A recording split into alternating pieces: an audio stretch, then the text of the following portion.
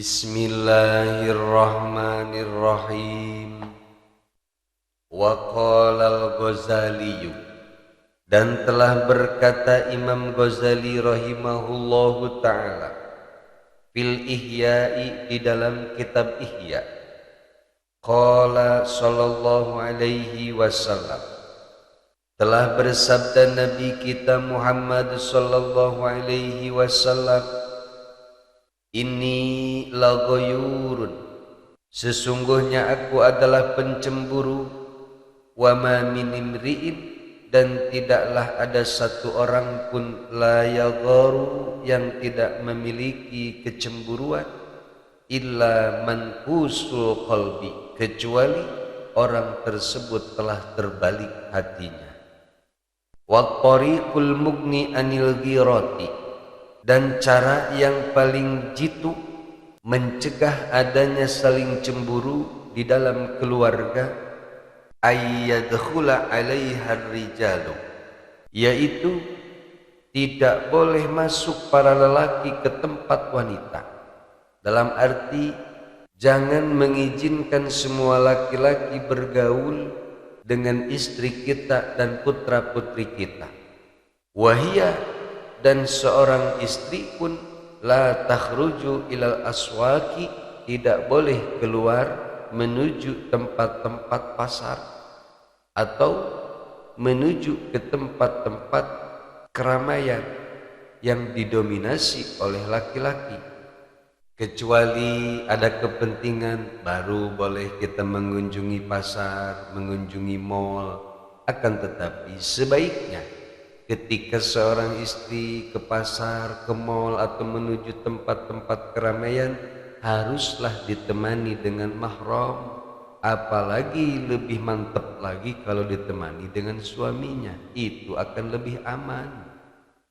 Sekalipun istri terpaksa harus ke pasar, harus ke mal, harus ke tempat-tempat keramaian tanpa ditemani suami dan tanpa ditemani dengan mahram, maka selesaikan secepat mungkin urusan tersebut dan secepat mungkin kembali ke rumah. Islam mengajarkan demikian adalah semata-mata untuk kebaikan kita semua, terutama untuk kebaikan para istri dan untuk menjaga keutuhan rumah tangga umat muslim. Akhir-akhir ini sering kita saksikan di televisi, gara-gara cemburu suami tega membunuh istrinya. Begitu juga istrinya berani membunuh suami gara-gara cemburu. Nah, Islam sejak dulu sudah memberikan solusi agar jangan sampai terjadi hal-hal yang demikian. Akan tetapi kita sebagai umatnya kadang lupa dengan nasihat Nabi, atau kadang mungkin menganggap sepele dengan nasihat Nabi, sehingga kita tidak terlalu menghiraukannya. Akhirnya terjadilah perceraian gara-gara cemburu. Bahkan yang lebih sadis lagi, banyak terjadi pembunuhan hanya karena gara-gara cemburu. Na'udzubillah min dzalik. Wa qala sallallahu alaihi wasallam, dan telah berkata Nabi kita Muhammad sallallahu alaihi wasallam, innallaha ta'ala, sesungguhnya Allah subhanahu wa ta'ala, yagharu, itu pencemburu. Allah pun memiliki sifat cemburu. Wa innal mu'mina yagharu, dan sesungguhnya orang yang beriman itu memiliki sifat cemburu. Wa ghiratullahi, dan kecemburuan Allah timbul ayyatiyal mu'minu, ketika seorang mukmin melakukan ma harramallahu alaihi, perkara yang telah mengharamkan Allah kepada si hamba mukmin tersebut. Ketika seorang mukmin melakukan perkara-perkara yang diharamkan oleh Allah, maka Allah sangat cemburu kepada orang mukmin tersebut. Maka dari itu, hindarilah, jangan sampai Allah cemburu kepada kita. Istri kita cemburu kepada kita pun sudah repot, menimbulkan cekcok di rumah tangga, apalagi kalau Allah cemburu kepada kita. Na'udzubillah min dzalik. Rawahul Imamu Ahmadu. Hadis ini, riwayat ini diriwayatkan oleh Imam Ahmad wasyaikhani dan dua syekh, yaitu Imam Bukhari dan Imam Muslim, wa Turmudiyu dan Imam Turmudi, an Abi Hurairah dari Sayyidina Abi Hurairah radhiyallahu anhu. Wa kana Aliun radhiyallahu anhu, dan Sayyidina Ali radhiyallahu anhu yaqulu telah berkata, ala tastahyuna, apakah kalian tidak malu? Ala tagharuna, apakah kalian tidak cemburu? Yatruku ahadukum imra'atahu takhruju bainar rijali, salah seorang dari kalian membiarkan istrinya keluar bepergian di antara para lelaki. Tanduru ilaihi, istrinya memandang laki-laki yang lain. Wayanduruna ilaiha, dan laki-laki lain pun memandang kepada istri kalian. Apakah kalian tidak malu? Apakah kalian tidak cemburu melihat istri kalian seperti itu? Akan tetapi terlalu cemburu pun tidak boleh. Cemburu buta, cemburu tanpa disertai kecurigaan, itu tidak boleh.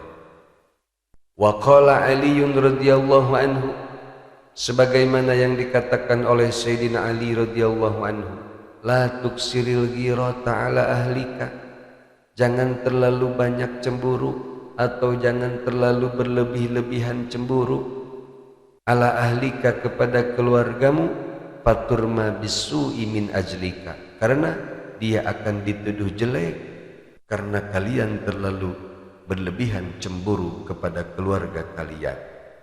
Terlalu cemburu pun tidak boleh dan terlalu bebas pun tidak boleh. Ya, kita imbangi aja supaya keluarga kita tetap harmonis. Faqauluhu, maka adapun ucapan Sayyidina Ali, yatruku bimakna yaj'alu, itu bermakna yaj'alu. Wa qauluhu imra'atahu, sedangkan ucapan Sayyidina Ali imra'atahu maf'ulun awwalun, itu menjadi maf'ul awal. Wa jumlatu qawlihi, dan jumlah ucapan beliau, takhruju maf'ul sani, menjadi maf'ul sani. Wa qala alaihi salam, dan telah bersabda Nabi Muhammad sallallahu alaihi wasallam, inna minal ghirati, sesungguhnya kecemburuan itu, ma yuhibbuhullahu, ada yang dicintai oleh Allah, ada yang disenangi oleh Allah. Wa minha, dan dari sebagian cemburu itu, ma yubghiduhullahu, ada cemburu yang dibenci oleh Allah subhanahu wa ta'ala. Wa minal khuyala'i ma yuhibbuhullah, dan sebagian kesombongan pun ada yang disenangi oleh Allah, ada kesombongan yang dicintai oleh Allah. Wa minha, dan sebagian kesombongan lagi, ma yubghiduhullah, ada kesombongan yang dibenci oleh Allah subhanahu wa ta'ala. Jadi awas, jangan sampai salah memasang kecemburuan, jangan sampai salah menempatkan kesombongan. Fa ammal ghiratul lati yuhibbuhallahu, maka adapun kecemburuan yang dicintai oleh Allah, yang disenangi oleh Allah, fal ghiratu fir raibati, yaitu kecemburuan yang disertai dengan kecurigaan. Wal ghiratul lati yubghiduhallahu, dan kecemburuan yang dibenci oleh Allah, fal ghiratu fi ghairi raibati, adalah kecemburuan tanpa kecurigaan. Allah benci cemburu buta, Allah benci kecemburuan yang tanpa didasari dengan fakta, dan Allah pun benci kecemburuan yang tanpa disertai dengan kecurigaan. Wal ikhtiyalul ladzi yuhibbuhullahu, dan kesombongan yang disenangi oleh Allah Subhanahu wa taala, ikhtiyalur rajuli binafsihi indal qital, yaitu laki-laki yang menyombongkan dirinya saat berperang di jalan Allah Subhanahu wa taala. Wa indas sodamati, dan ketika terjadi cekcok atau bentrokan, tentunya ketika perang menegakkan kalimat tauhid. Wal ikhtiyalul ladzi yubghiduhullahu, dan kesombongan yang dibenci oleh Allah, al ikhtiyalu fil batil, adalah kesombongan dalam perkara yang batil.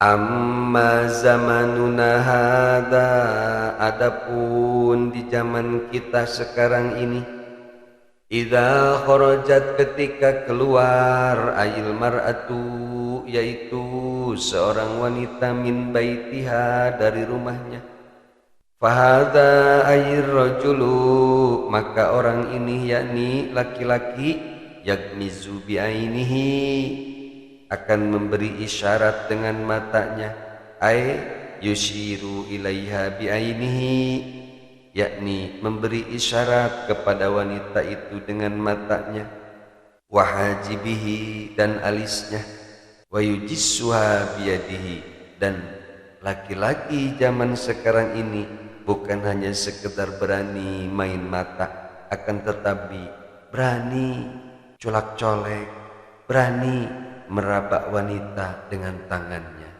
Na'udzubillah min dzalik. Wa hadza ayir rajulu, dan orang ini yakni laki-laki, yaqbisu biyadihi, akan berani mencolak-colek pada wanita yang lain bukan mahramnya. Wal qabsu bisadil muhmalati, dan lapad qabsu dengan huruf shad yang tidak ada titiknya, at-tanawulu bi atrafil asabi'i, yang maknanya menyentuh dengan ujung-ujung jari, mencolek. Wahada ay rajulu, dan laki-laki di zaman sekarang ini, yatakallamu bi kalamin fahishin, akan berani berbicara dengan ucapan yang keji, la yardahu ay dalikal kalamu, yang tidak akan merelakannya, yakni kepada ucapan keji tersebut, du dinin, orang yang beragama, li ahlihi, ucapan tersebut ditujukan kepada keluarganya, ay zaujatihi wa banatihi wa atba'ihi, yaitu istrinya, putrinya, dan para pengikutnya. Walam ra'atun salihatun li nafsiha, dan tidak akan rela seorang wanita solehah pun ucapan itu ditujukan kepada dirinya. Perkataan Syekh Nawawi ini bukanlah perkataan tanpa bukti. Semuanya telah terbukti. Memang laki-laki di zaman sekarang ini sudah berani terang-terangan mengganggu para wanita dimanapun, di jalan, di kereta, di tempat-tempat umum. Sudah banyak peristiwa-peristiwa yang memalukan tersebut terjadi kepada kaum wanita. Untuk itu, semoga dengan dibacakannya kitab Uqudul Jan ini membuat kita semua semakin waspada dan semakin mawas diri, semakin menjaga diri, agar keluarga kita selamat dari hal-hal yang tidak diinginkan. Dan semoga keluarga kita semua menjadi keluarga yang mawaddah, warahmah, dan sakinah, dan penuh dengan rahmat Allah Subhanahu wa ta'ala, sehingga kelak di yaumul qiyamah kita dapat kembali berkumpul dengan keluarga kita di tempat yang penuh dengan keridhaan Allah Subhanahu wa ta'ala. Amin ya rabbal alamin. Wallahu a'lamu bishawab.